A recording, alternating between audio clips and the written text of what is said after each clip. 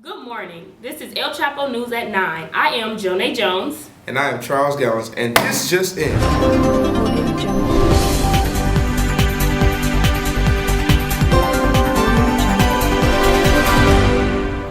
We have breaking news live out of Tallahassee, Florida. We will now throw it over to Peter Jackson. Peter? This just in. We have a fraud risk assessment on American Airlines. American Airlines is a part of the American Airlines Group, which owns American Airlines and U.S. Airways. The company offers 6,700 daily flights, and its regional partner is American Eagle. American Airlines travels to more than 350 destinations in 50 countries. The company is the founding member of the One World Alliance. The American Airlines Group topped Fortune as one of the best turnaround companies last year. In the past, becoming American Airlines, the company was known as American Airways, which was a consolidation of 80 plus small airlines. Now we'll move on to the inherent fraud risk on some of the account titles that are in the 10K of American Airlines. First off, we'll look at the net income.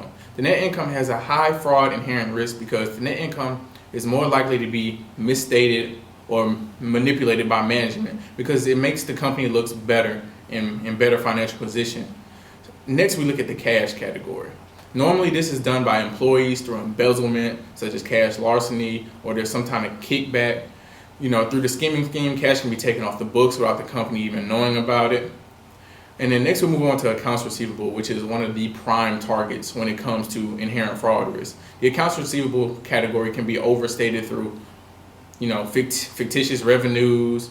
When sales increase and they have to find a way to make the company look like it's in better standing. It also gives a stronger profit margin as well as net income. So next we'll move on to a hot line item in the airline industry, which is aircraft fuel.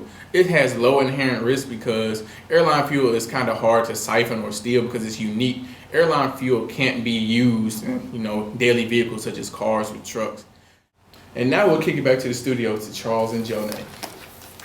Thank you, Peter, for that interesting information.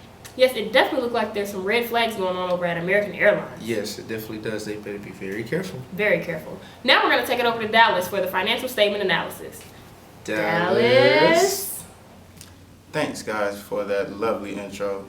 Again, I am Dallas Mitchell, and today we'll be covering our vertical, horizontal, and ratio analysis for American Airlines Group. In our analysis today, we will discuss some of the observations found in the changes from year to year, as well as some of the ratios that speak to performance measures, such as liquidity, leverage, and profitability. One of the key issues we found within American Airlines financial statements were the changes reported from year to year for each balance on the 10K. For example, in 2014, American Airlines reported that its total assets were $43,225 million. In 2015, American Airlines reported that in 2014, their total assets were actually $43,777, a difference of $546 million. Now ask yourself, why would they leave out $546 million of assets one year and include it in the next year's 10K? This is no accident. This is because they know that investors are likely to only observe this year's 10K rather than prior year's 10K, and they won't pay attention to the changes. In comparison to the rest of the industry, American Airlines has the highest reported sequential growth from year to year. For example, in the year 2015, American Airlines reported sequential growth was 91.08%, while the closest competitor's sequential growth was only 3.64%. Now ask yourself, how is American Airlines doing so good? How are they growing so well? One of the key things to consider when analyzing growth is the debt-to-equity ratio, for which American Airlines is high in comparison to the rest of the industry. A high level of debt-to-equity ratio means that the company is using debt to finance its operations and growth more than revenues. Other airlines in the industry bear debt-equity ratios that are far lower than American Airlines. For example, Delta's debt-equity ratio is 0.77.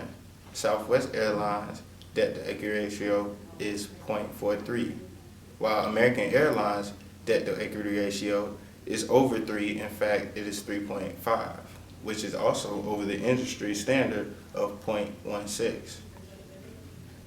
At this moment, it seems as if American Airlines is borrowing more funds to sponsor its growth than actually collecting revenues to sponsor its growth. There are more discrepancies within the financial statements, including a sharp decrease in current assets from 2014 to 2015. For example, the cash account decreased from $994 million to $390 million, a decrease of $604 million. In addition to the decrease in assets, both the non-current and current liabilities rose by material amounts. Now, I don't know what's going on in American Airlines, but it sure predicates to fraud. Signing out for the El Chapo Investigators, I'm Dallas Mitchell. Thank you, Dallas, for that interesting segment. Now I have a direct report from American Airlines himself on some misappropriation of assets that was going on at the company. We see that some employees were participating in different types of scams, such as billing scams, payroll scams, and even some check tampering. It seems like some employees were creating false timesheets for employees and even creating ghost employees in the system to get checks written off. Ghost employees? Yes, Charles, ghost employees. So what happens with this ghost employee process?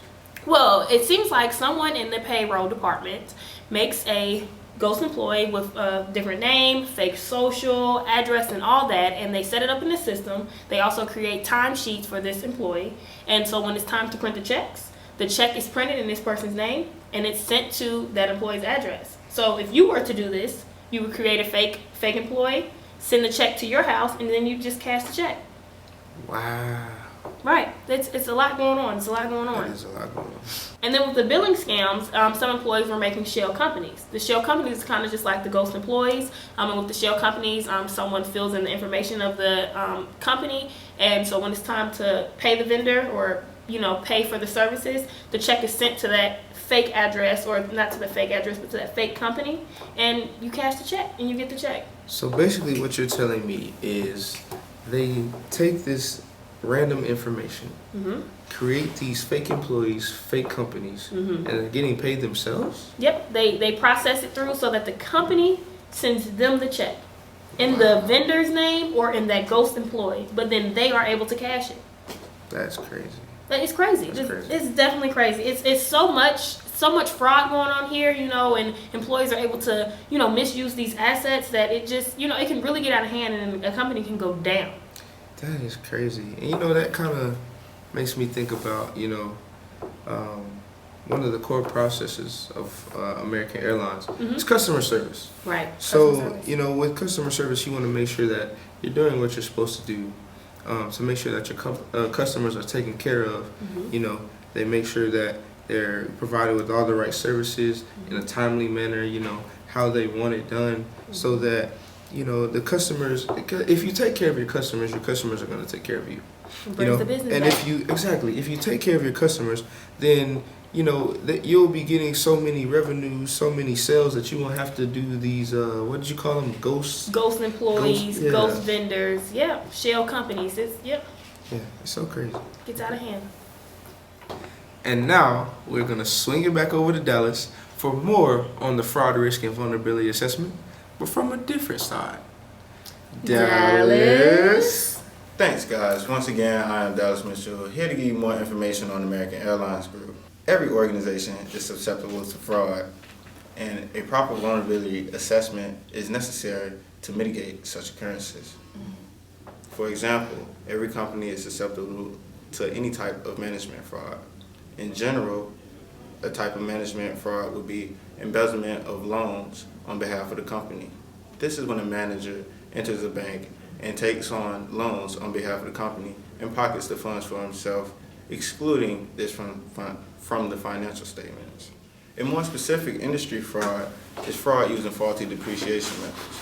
Managers know that most investors do not know how to value the assets that an airline has. For example, a used Boeing 747 is hard for investors to measure. It is easy for an airline to overstate these assets. A company-specific fraud can include fraud by altering last year's financial statement during this year. We've seen this with American Airlines, especially during this year. Management knows that only a small percentage of investors will cross-reference the posted balances for last year with the posted balances given last year. Another type of fraud that companies are susceptible to is corruption. In general, a type of corruption could include economic gratuity. This is when gifts are given to influence business decisions. These decisions could be very huge. Often enough, these go undetected because gifts are given under the table and laws on gifts are very vague. A more industry-specific fraud can include price rigging. This is when members of the industry set price floors for customers so that everyone within the industry makes profit. A more company-specific fraud can include kickbacks from vendors or potential vendors. This can be seen within American Airlines Group as they have outsourced many opportunities for vendors to make money. Representatives from vendors or potential vendors can offer incentives to American Airlines representatives to bring favor to the company and possibly win contracts.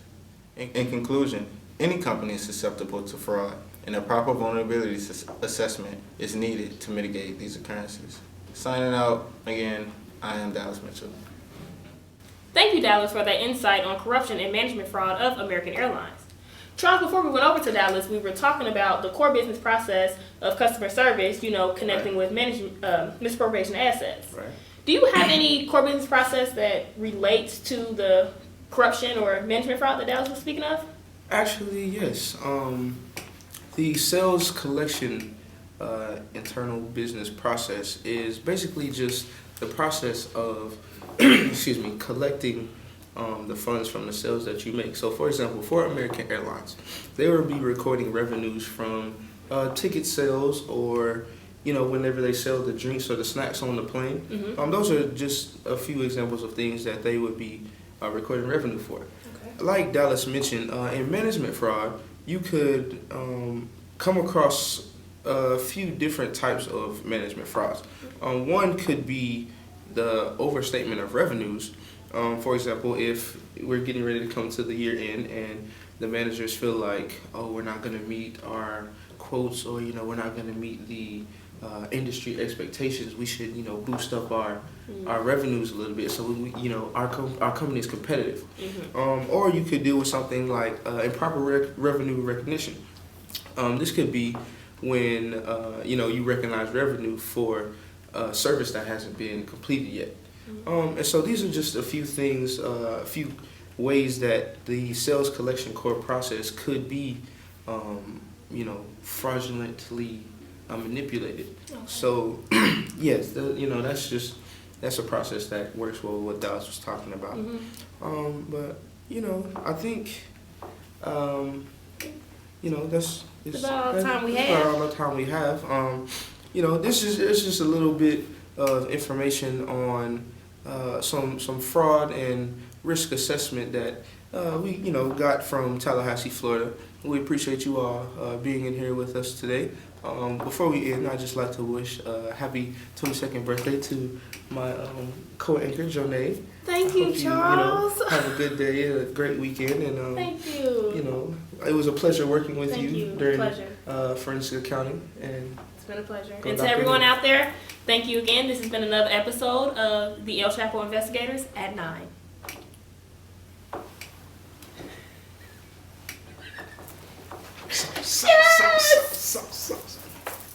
I don't know how to do it.